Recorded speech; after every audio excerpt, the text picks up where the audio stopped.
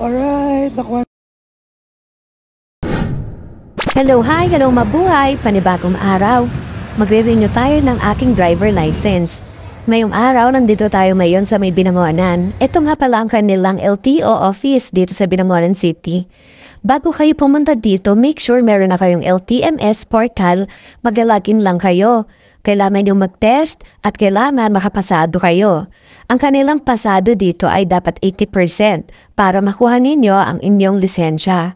Nga pala, make sure ha na maging pasado kayo. Madali lang naman yan. Pag nagkamali kayo, pwede nyo ulit-ulitin hanggang makapasa kayo. Huwag nyo rin kalimutan na i-print ang certificate ninyo dahil ito ipapasa natin sa kanilang registration. Ngayon po pala, kailangan pumunta muna tayo sa My Medical. Ito yung medical na form nila.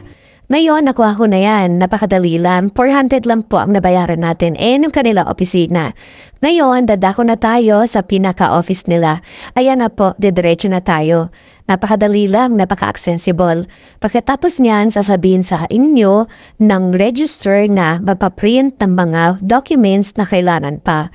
Ayan, papaprint na nga natin ang ating mga documents kagaya na lamang ng ating driver license, pati yung examination natin sa My Online.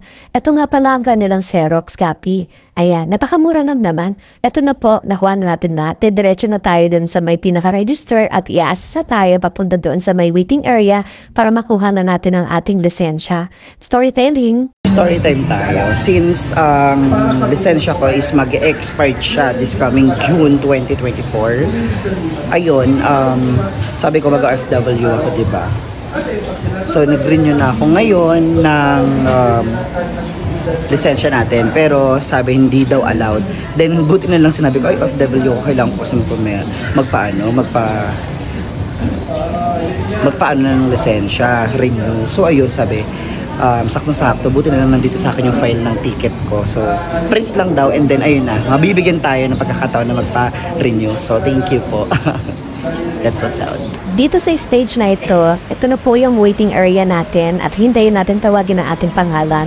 At pag natawag na ating pangalan, ayan na nga po, i-release na ang ating bagong lisensya. Well, actually, hindi sila nagbibigay talaga ng ganyan dahil kailangan mo maghintay. Since OFW tayo, ayan, na ibigay na po agad. Ayun lang, maraming salamat.